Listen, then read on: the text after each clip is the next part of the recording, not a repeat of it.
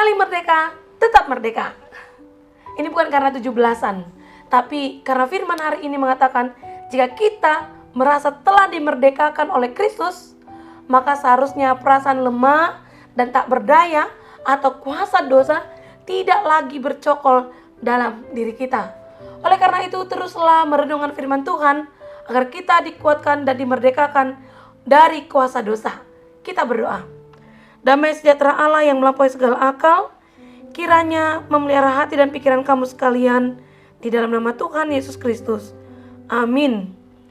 Jemaat Tuhan, renungan harian AKBP Resort Sutoyo, Selasa 10 Oktober 2023, tertulis di Roma 6 ayat 22. Demikian dikatakan, tetapi sekarang setelah kamu dimerdekakan dari dosa dan setelah kamu menjadi hamba Allah, kamu beroleh buah yang membawa kamu kepada pengudusan dan sebagai kesudahannya ialah hidup yang kekal. Dalam bahasa Batak dikatakan, alai nuaing dung malua hamu sian dosai dung gabe pangoloi di debata hamu adong do parbuemu natu habadiaun jala hanguluan nasa leleng nado hapatianna. Demikianlah firman Tuhan. Jemaat yang terkasih, pada tanggal 14 Agustus 2006, seorang jurnalis Fox Channel asal Selandia Baru yang bernama Olaf Wiik diculik di jalur Gaza oleh Brigade Jihad Suci. Selama dia berada di dalam penjara, ia berkali-kali dipaksa untuk masuk ke dalam kepercayaan jihad suci dan kerap menerima siksaan yang luar biasa. Namun ternyata Olaf Wiik masih bernasib baik. Setelah 13 hari di sana dia menjadi sandera, ia pun dibebaskan oleh kelompok Brigade Jihad Suci. Dalam sebuah wawancara yang dilakukan oleh sebuah stasiun televisi perihal pembebasan dirinya, Olaf Wiik berkata sambil tersenyum lebar, "Kini saya merasa lebih hidup dibandingkan sepanjang hidup saya yang lalu." Olaf jadi lebih bisa menghargai apa arti dari kehidupan yang bebas setelah dia pernah mengalami penderitaan di dalam penjara.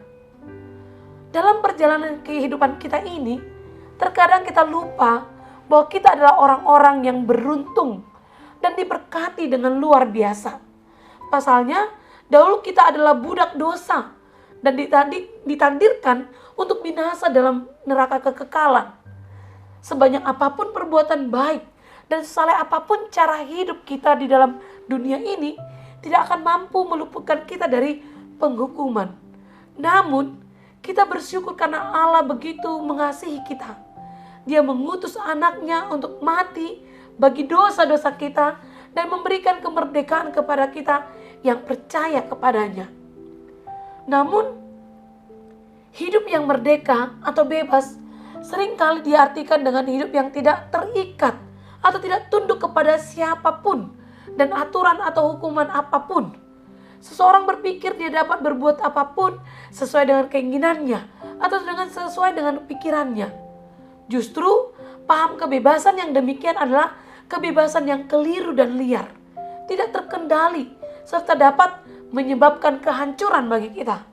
Sehingga orang akan diperbudak oleh kebebasannya itu sendiri. Sebagai orang percaya, kita harus memahami bahwa hidup merdeka adalah kehidupan yang berada di bawah kasih karunia Allah. Tidak sama seperti kehidupan yang berada di bawah hukum Taurat, di mana manusia terikat dengan peraturan dan syarat yang sangat berat, bahkan membuat manusia cenderung tidak sanggup melakukannya. Oleh karena itu, dalam diri setiap orang percaya harus ada penyerahan diri kepada kasih karunia Allah yang membawa kepada kebenaran. Jika kita menghendaki untuk hidup dalam kemerdekaan, maka pilihlah itu hanya di dalam Tuhan Yesus Kristus yang telah mati di kayu salib untuk membebaskan kita dari hukuman atas segala dosa kejahatan kita di hadapan Allah. Tidak ada kemerdekaan yang sebanding dengan kemerdekaan yang Yesus berikan. Kemerdekaan yang sejati hanya ada di dalam Dia. Renungan kita hari ini menjelaskan bahwa kita telah merdeka dan dimerdekakan dalam Kristus. Karena itu, hendaknya kita teguh dalam iman dan pendirian kita. Jangan mau diperhamba lagi oleh perbuatan dosa dan kejahatan di hadapan Allah.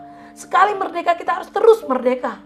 Hal itu berarti bahwa kita harus hidup dalam kekudusan dan kebenaran seperti yang tertulis dalam teks kita hari ini, agar kita dapat memperoleh kehidupan yang kekal yang telah disediakan bagi kita. Perhatikanlah bagaimana kita hidup, agar jangan sampai kemerdekaan kita itu hilang selamanya. Mari kita terus berjuang, tinggalkan kehidupan lama kita, karena dosa tidak lagi berkuasa atas hidup kita, karena kita telah dimerdekakan. Dalam kasih karunia Kristus, kita harus berjuang hidup sebagai hamba kebenaran dan menggunakan hidup kita untuk menyenangkan Allah yang sudah membebaskan kita. Karena dengan demikianlah kita menghargai kemerdekaan yang telah kita peroleh. Maka sekali merdeka, tetaplah menjadi orang yang merdeka. Amin, kita berdoa. Terima kasih Tuhan Yesus buat kemerdekaan yang telah Engkau berikan lewat pengorbananmu di kayu salib. Tolonglah kami untuk menjaga kemerdekaan yang telah Kau anugerahkan, agar tidak sia-sia seperti pengorbananmu. Dalam dunia ini kami tahu banyak kuasa iblis yang berkuasa menjerat dan memperhamba kami. Namun dalam kuasa Roh-Mu, Engkau akan menyanggupkan kami menjauhkan setiap kekuasaan gelap dunia ini. Oleh karena itu Tuhan, bukalah hati kami untuk terus dikuasai oleh Roh-Mu, baik dalam kehidupan pribadi kami, keluarga kami, dan pekerjaan kami, pendidikan yang sedang kami perjuangkan, atau dimanapun kami berada. Terima kasih Tuhan.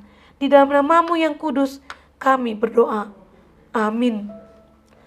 Jemaat Tuhan, selamat beraktivitas dalam kemerdekaan yang telah Tuhan berikan. Salam sehat, Tuhan memberkati.